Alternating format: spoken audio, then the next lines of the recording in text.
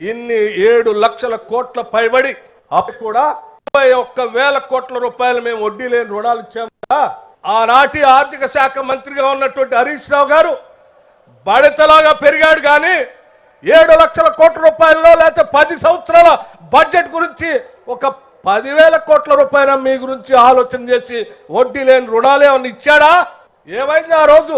ఆ రేవంత్ రెడ్డి గారి దుష్ట సావాసంతో బట్టి గారు కూడా చెడిపోయారు. నిన్న నా మీద మాట్లాడుతూ బాడీ షేమింగ్, నిన్న మీరు చూసుంటారు టీవీలో, వ్యక్తిగతంగా మాట్లాడారు, నా ఎత్తు గురించి మాట్లాడిండు. సరే, అది నేను కూడా మాట్లాడవచ్చు, కానీ నేను ఆయన విజ్ఞతకే వదిలేస్తున్నా.